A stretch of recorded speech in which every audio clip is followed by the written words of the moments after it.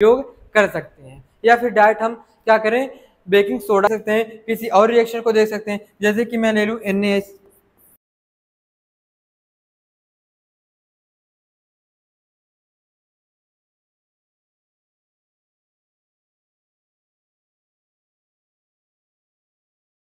Hello दोस्तों, मैं आ चुका हूँ एक नई क्लास के साथ। एक क्लास आपके लिए बहुत ही इंपॉर्टेंट होगी और बहुत ही इंजॉय इस क्लास में आप लेंगे। अपने बड़ी ईमानदारी से अपनी कमर कस लें, और बहुत ही इंपॉर्टेंट एक क्लास है जो कि एक इंजॉयफुल है। हम जानेंगे एक केक के इतिहास के बारे में, या फिर हमारे रसोई घर में भी इसका बहुत ही उपयोग होता है। जो भी पकौड़े या खस्ते बनते हैं उनमें बहुत ही इसका उपयोग होता है। तो हम इसके एक एक पॉइंट को चलिए सीखते हैं, बहुत ही इंजॉयफुल सीखेंगे। तो इसका नाम सबसे पहले क्या है, बेकिंग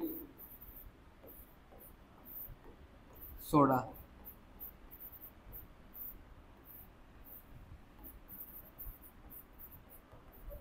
बेकिंग सोडा, ठीक है, बेकिंग सोडा जो कि हमारे रसोई घर में क्या है, इसका बहुत ही उपयोग होता है। या फिर आप जो केक देखते हैं बड़े फुलाए हुए होते हैं, उनका भी बहुत ही इस पे उपयोग किया जाता है। लेकिन कौन से बेकिंग सोडे का उपयोग किया जाता है, फिर किसी और चीज़ का, उसके बारे में भी देखेंगे। ठीक है, तो सबसे पहले क्या था हमारे इन टॉपिक में, हमें सबसे पहले इनकी क्या देखने थे, रासायनिक सूत्र के बारे में देखने थे। रासायनिक सूत्र क्या होते हैं, रासायनिक सूत्र या फिर रासायनिक नाम क्या इनके होते हैं। ठीक है, और इनकी निर्माण विधि कैसे है, इनको बनाया कैसे जाता है, ये क्या है इनकी, यही सब इम्पोर्टेंट पॉइंट है। ठीक है, इनका निर्माण कैसे, और इनका एक आता है कि इनका उपयोग कैसे किया जाता है। ठीक है, कहाँ पे इनका और कैसे उपयोग किया जाता है, ये भी एक इम्पॉर्टेंट चीज़। लेकिन हम उसके बाद इन तीनों पॉइंट के बाद देखेंगे कि इनका उपयोग कहाँ कहाँ पे होता है और कैसे कैसे होता है। ठीक है, तो अब बात करें इसके रासायनिक सूत्र के बारे में। तो इसका रासायनिक सूत्र क्या होता है, NaHCO3। क्या होता है NaHCO3। इसका अगर रासायनिक नाम देखा जाए तो क्या होगा, सोडियम सोडियम हाइड्रोजन कार्बोनेट।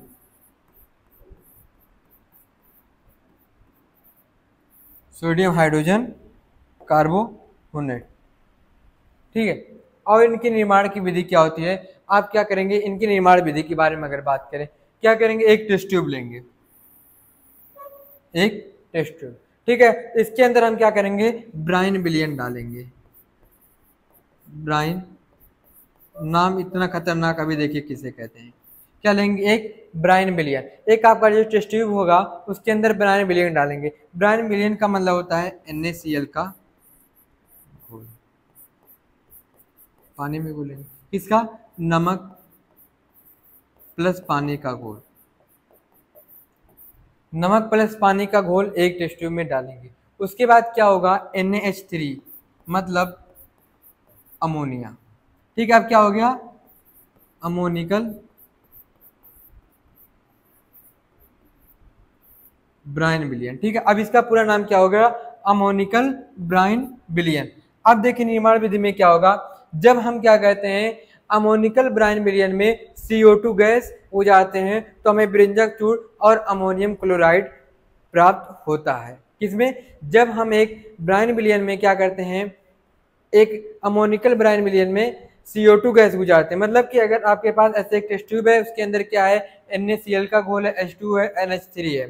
ठीक है, इन सब के बीच में अगर हम CO2 इसमें मिलाएंगे तो क्या हमें प्राप्त होगा, ब्रेंजक चूर्ण, सॉरी बेकिंग सोडा। ठीक है, क्या होगा, बेकिंग सोडा।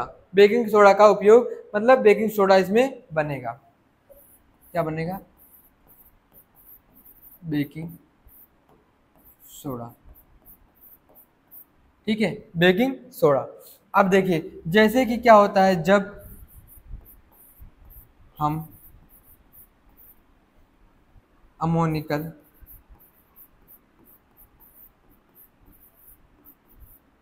अमोनिकल ब्राइन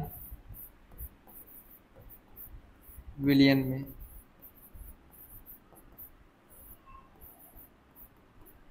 जब क्या कहते हैं, जब हम अमोनिकल ब्राइन विलयन में CO2 कार्बन डाइऑक्साइड गैस गुजारते हैं, मतलब मिलाते हैं या गुजारते हैं, ठीक है, गुजारते हैं,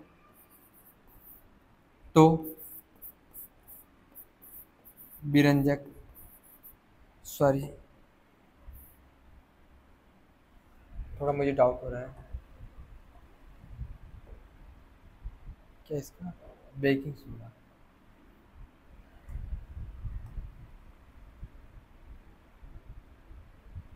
ठीक है, क्या है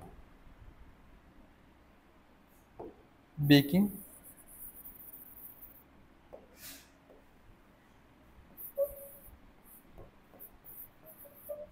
बेकिंग सोडा प्राप्त होता है।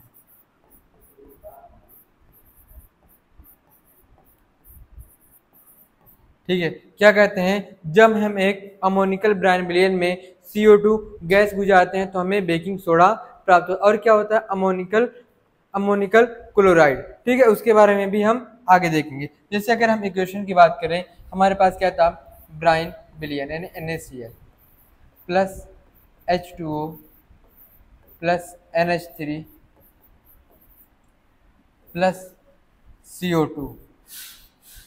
जब हम इस रिएक्शन को कराते हैं, ठीक है, जब हमने क्या किया, इस रिएक्शन को कराया तो हमें क्या प्राप्त हुआ, NaHCO3 प्लस NH4Cl, ठीक है, क्या हुआ, हमें बेकिंग सोडा और अमोनिकल क्लोराइड प्राप्त हुआ।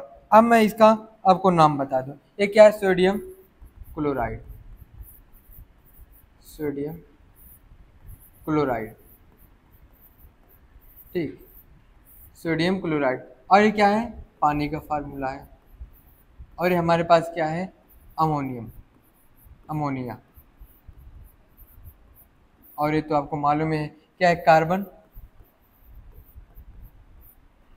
Die oxide. जब क्या हुआ, ये सब मिलकर के एक रिएक्शन किया, ठीक है, ये सब मिलकर जब एक रिएक्शन किया तो हमारे पास क्या प्राप्त हुआ, बेकिंग सोडा। उसके साथ साथ क्या हुआ, एक प्राप्त अमोनिकल क्लोराइड, बेकिंग सोडा, क्या होता है, अमोनियम क्लोराइड, ठीक है, क्या हमें प्राप्त होता है, एक बेकिंग सोडा प्राप्त होता है और एक अमोनियम क्लोराइड प्राप्त होता है। ठीक है, अब बात की जाएगी इसके उपयोग के बारे में, इसका उपयोग कहाँ कहाँ पर होता है। ठीक है, हमने क्या एक देखा था, सबसे पहले हमारी बात हुई थी, शुरू से कर रहा हूँ,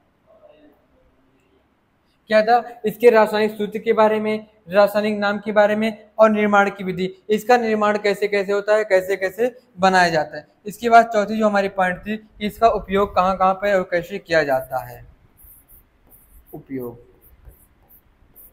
या फिर मैं अगली स्लाइड, ठीक है, इसका क्या उपयोग।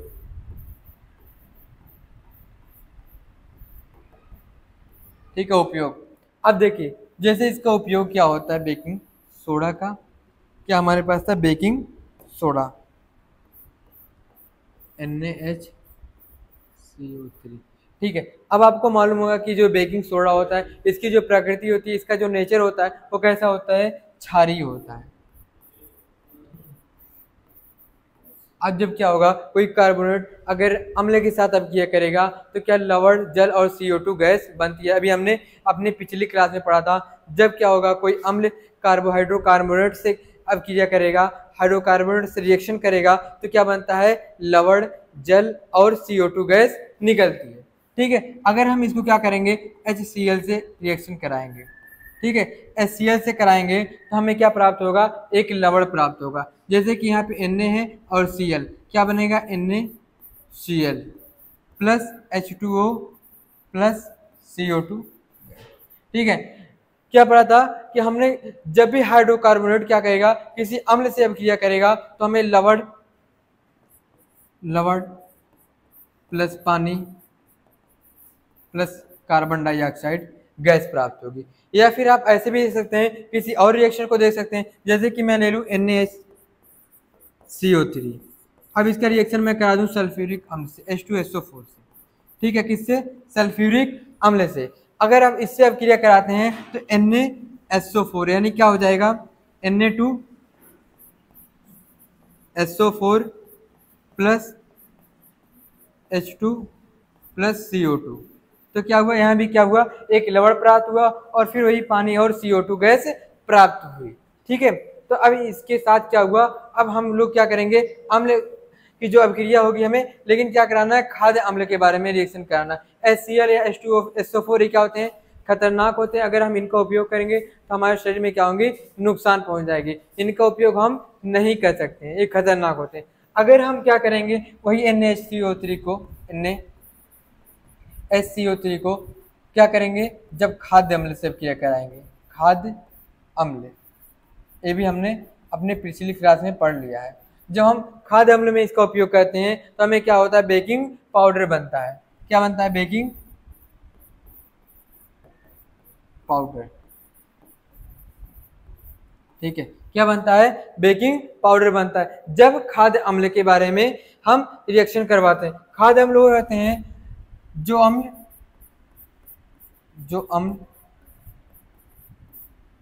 हम खा सकते हैं। ठीक है, अभी बताऊंगा कौन कौन से खा सकते हैं, आपको बहुत ही अच्छे से याद होगा। इसके बारे में हमने बहुत ही डिटेल में बहुत अच्छे से पढ़ा था। जो अम्ल क्या हो? मनुष्य खा सकते हो, और खाने के बाद क्या हो? कोई हानि हमें ना पहुंचे, उन्हें क्या कहेंगे? खाद्य अम्ल। जैसे कि हमने क्या देखा था? सिट्रिक अम्ल। सिट्रिक अम्ल क्या है? टारटेरिक अम्ल। ये सब क्या है?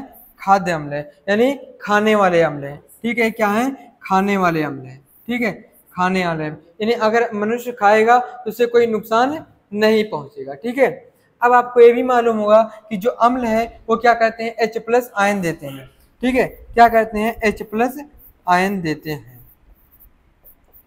H+ आयन देते हैं। आपको ये बहुत ही अच्छे से मालूम होगा कि आप शुरू में ही पढ़े होंगे कि जो अम्ल होते हैं वो क्या करते हैं? H+ आयन देते हैं। अब अगर हम खाद्य अम्ल के साथ अभिक्रिया कराएंगे तब भी क्या होगा? हमें एक लवण प्राप्त होगा, Na। फिर उसके बाद जो H के साथ कोई और एक एलिमेंट होगा वो क्या करेगा? यहाँ पे बनाएगा, यानी लवण बनेगा। ठीक है, यहाँ पे जो भी आएगा प्लस H2O प्लस।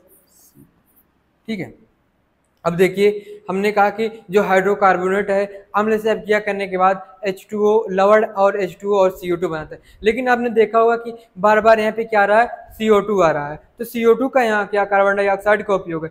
तो मैं बता दूं, जो कार्बन डाइऑक्साइड सबसे पहले देखेंगे इसको, ये जो केक होता है, ठीक है, केक में इसका उपयोग होता है, ना कि NaCO3 के बेकिंग पाउडर का उपयोग होता है। और जो आपके पास एक कार्बन डाइऑक्साइड है ये क्या करता है? फुलाने का काम करता है, फुलाने का कार्य करता है, कार्य करता है। ठीक है, क्या करता है? जो आपका केक है उसको फुलाने का काम करता है। कौन? CO2, carbon dioxide. जब आप देखेंगे केक को, ठीक है, जब केक को आप देखेंगे समझ लिया आपका एक केक है। ठीक है, ऐसे कुछ होता है। ठीक है, ऐसे होता है। फिर आप देखेंगे ऐसे कहीं ऐसे गड्ढे गड्ढे होते हैं। ठीक है, ऐसे फूले फूले ऐसे गड्ढे गड्ढे होते हैं। तो जो ऐसे गड्ढे आप देखेंगे जब उसको तोड़ेंगे, जब दो पार्ट में करेंगे तो इनके अंदर जो ऐसे गड्ढे होते हैं, इसी के अंदर क्या होती है? CO2 गैस भरी होती है, जो क्या करती है? फुलाने का काम करती है, केक को फुलाने का काम करती है। ठीक है, लेकिन हम क्या करेंगे? खाद्य अम्ल का। लेकिन अब आप सोचते होंगे कि हम खाद्य अम्ल का ही उपयोग क्यों यहाँ पे करें? HCl H2SO4 का भी उपयोग कर सकते हैं, या फिर डायरेक्ट हम क्या करें? बेकिंग सोडा ही डाल दें, क्योंकि बेकिंग पाउडर को डालना पड़ रहा है। तो मैं इसके बारे में भी आपको बताऊंगा। आप जरूर सोच रहे होंगे कि क्यों ना इसको डायरेक्ट इसी को डाल दें, NaHCO3 को, यानी बेकिंग सोडा को ही डायरेक्ट डाल दें, बेकिंग पाउडर को क्यों डालना पड़ता है? हाँ, आपको ये भी याद रखना है कि जब केक में क्या होता है? बेकिंग पाउडर का उपयोग होता है, पाउडर का उपयोग केक व खाने के पदार्थ में करते हैं, केक व खाने के पदार्थ में करते हैं। ठीक है, ये नोट आप देखिए। जो है बेकिंग पाउडर क्या करते हैं? खाने के उपयोग में करते हैं। लेकिन अगर मैं क्या करूं? NaCO3 को डायरेक्ट डाल दूं। ठीक है, क्या करूं? NaHCO3, इसको क्या करूं? डायरेक्ट इसी को डाल दूं। ठीक है, डायरेक्ट क्या करना है कि NaCO3 को। अब देखिए जब NaCO3 को डालें, तो क्या होगा, जब ये रिएक्शन करेगा तो क्या बनाएगा, Na2CO3 plus H2O plus CO2। एक कब हुआ है, जब आपने क्या किया, डायरेक्ट बेकिंग सोडा को ही डाल दिया है केक के अंदर। तो जो इसका स्वाद होगा जैसे आप कपड़ा धुलते हैं, ठीक है, कपड़े धुलने वाले साबुन की तरह होगा, साबुन की तरह इसका स्वाद होगा। तो कितना बेकार लगेगा अगर किसी के बर्थडे में आप साबुन के स्वाद की जैसा केक अगर दे दें उसे खाने के लिए, तो कितना बुरा उसे लगेगा। क्या होगा जब आप डायरेक्ट डालेंगे, लेकिन अगर जब बेकिंग पाउडर डालेंगे तो उसका स्वाद क्या हो जाएगा, अच्छा हो जाएगा। जब आप क्या करेंगे, बेकिंग पाउडर को डाल देंगे, H प्लस आयन Na लवण प्लस जल प्लस CO2, ठीक है, जब बेकिंग पाउडर डालेंगे। लेकिन अगर वहीं डायरेक्ट आप बेकिंग सोडा डालेंगे तो क्या हो जाएगा, नुकसान हो जाएगा, ठीक है, नुकसान हो जाएगा जब अगर आप डायरेक्ट डाल देंगे। लेकिन अगर वहीं खाने वाले अम्ल को डालेंगे तो उसका स्वाद क्या होगा, अच्छा हो जाएगा, ठीक है, उसका स्वाद कैसा हो जाएगा, अच्छा हो जाएगा, उसका स्वाद और ही अच्छा हो जाएगा। ठीक, अब इसके उपयोग के बारे में हो गई बात, ठीक है। अब हम देखते हैं एनसीईआरटी की बुक के बारे में।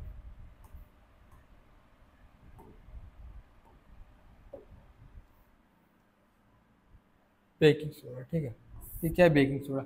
बेकिंग सोडा का उपयोग आमतौर पर रसोई घर में स्वादिष्ट खस्ता पकौड़े आदि बनाने के लिए किया जाता है। जो है बेकिंग सोडा खास तौर घर के रसोई में उसका क्या करते हैं, खाने के लिए उसका उपयोग करते हैं, ठीक है, खाने के लिए, किसके लिए,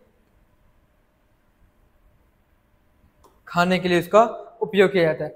और बात की जाए, कभी कभी इसका उपयोग खाने की शीघ्रता से पकाने के लिए किया जाता है। इस युग को रासायनिक नाम सोडियम हाइड्रोकार्बोनेट NaHCl, इसको बनाने में सोडियम क्लोराइड का उपयोग एक मूल पदार्थ के रूप में किया जाता है। क्या है, कभी कभी बेकिंग सोडा का उपयोग आपको खाना जल्दी पकाने के लिए भी किया जाता है। और इस रासायनिक अभिक्रिया को NaCO3 कहते हैं, इसमें सोडियम क्लोराइड का उपयोग होता है, यानी NaCl, H2O और CO2 और अमोनिया जब ये सब मिलते हैं तो अमोनियम क्लोराइड और NaCO3 यानी सोडियम हाइड्रोकार्बोनेट बनता है। अब कह रहे हैं क्रियाकलाप 2.14 में क्या आपने सोडियम हाइड्रोजन कार्बोनेट के pH की मान की जांच की है, की थी। क्या है, हमने जब इसकी जांच की, किसकी, NaCO3 की, जब इसकी pH की जांच की, ठीक है, जो कि यहाँ पे दिया हुआ, ठीक है, इसके pH का मान, तो ये कैसा था, क्षारीय प्रकृति का था, मतलब इसका जो नेचर था कैसा था, क्षारीय था, ठीक है। तो आपको मालूम होगा, हमने पिछली क्लास में जो देखा था कि कैसा था, क्षारीय प्रकृति का था। फिर है कि आप इस संबंध स्थापित कर सकते हैं कि क्यों इसका उपयोग एक अम्ल के उदासीन करने में किया जाता है। अब देखिए जो NaCO3 है, इसका उपयोग क्या होता है, अम्ल को उदासीन करने में, क्योंकि इसकी जो प्रकृति होती है कैसी होती है, क्षारीय होती है। तो जब क्षारीय किसी अम्ल से मिलेगा तो उदासीन होगा। आपको मालूम है कि किस चैप्टर के आप शुरुआत में बहुत ही अच्छे से, बहुत ही ईमानदारी से अपने पढ़ रखा है, ठीक है। तो कैसा होगा, उदासीन होगा। फिर कह रहा है, एक दुर्बल अम्ल असंचारक क्षारीय लवण खाना पकाते समय इसे गर्म करने में निम्न अभिक्रिया होती है। क्या है, जब इसको खाना पकाते समय गर्म करते हैं तो भी एक इंपॉर्टेंट अभिक्रिया होती है, उसके बारे में भी देखेंगे। जब क्या करेंगे, NaCO3 को हम खाना पकाते समय गर्म करते हैं तो क्या होता है, उष्मा देने पे Na2CO3 यानी सोडियम कार्बोनेट, H2O और CO2। अभी हमने देखा था कि जब डायरेक्ट हम क्या करेंगे, सोडियम हाइड्रोकार्बोनेट को अभिक्रिया कराएंगे, खाने के सोडे के लिए उपयोग करेंगे, तो क्या होगा, स्वाद कैसा आएगा, थोड़ा जैसे साबुन का झाग होता है उसकी तरह स्वाद आएगा। जब क्या करेंगे, डायरेक्ट उसका स्वाद करेंगे, तो कुछ इस तरह भी यहाँ पे दिया हुआ है, ठीक है। फिर कह रहा है, सोडियम हाइड्रोकार्बोनेट का उपयोग हमारे घरों में अनेक प्रकार से किया जाता है। जो सोडियम हाइड्रोकार्बोनेट है वो क्या हमारे घरों में बहुत तरह तरह से उपयोग किया जाता है, चाहे वे खाने पकाने के रूप में हो, या फिर दवा के रूप में हो, या फिर अम्ल या क्षार की पहचान करने में हो, किसी भी तरह से हो, उसका उपयोग हमारे घरों में किया जाता है। फिर बात की जाए बेकिंग सोडा का उपयोग। अब देखिए इसका उपयोग आप देखेंगे, बेकिंग पाउडर बनाने में जो बेकिंग सोडा का उपयोग एवं टार्टेरिक अम्ल जैसा एक मंद खाद्य अम्ल मिश्रण है। जब बेकिंग पाउडर को गर्म किया जाता है तो इस जल में मिलाया जाता है। क्या है, जब बेकिंग पाउडर को गर्म किया जाता है, जब बेकिंग पाउडर को गर्म करेंगे तो आपको क्या करना पड़ेगा, उसे जल में मिलाना पड़ेगा, ठीक है, किसमें, जल में आपको मिलाने पे बहुत ही इंपॉर्टेंट रहेगा। फिर निम्न अपक्रिया भी होगी, जैसे NaCl3 को जब आप H+ यानी कोई खाद्य अम्ल में, अभी हमने इसके बारे में थोड़ा सा पढ़ लिया कि और समझ में अच्छे से आता है, तो क्या होगा CO2H2 और अम्ल का सोडियम लवण बनेगा। ठीक है, अम्ल का सोडियम लवण बनेगा, यानी इसकी प्रकृति क्षारित इसलिए क्या हो सोडियम लवण बना। फिर उसके बाद क्या है, देखिए इस अपक्रिया से उत्पन्न कार्बन डाइऑक्साइड के द्वारा पावरोटी केक खमीर उठाया जाता है, खमीर पकाया जाता है या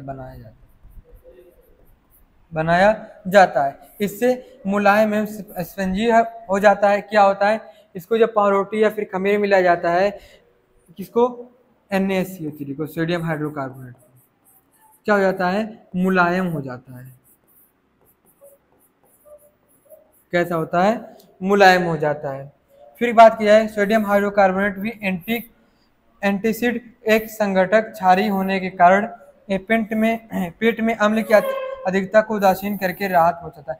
क्या होता है, कभी कभी जो हमारे पेट में दर्द होता है तो हम क्या करते हैं बेकिंग सोडा को पानी में मिला के पी लेते हैं, जिससे क्या होती है हमारे जो पेट की दर्द होती है वो बहुत ही शीघ्र यानी बहुत ही जल्दी ठीक हो जाती है। तो इसका एक तरह से दवा के रूप में हम उपयोग ले लेते हैं।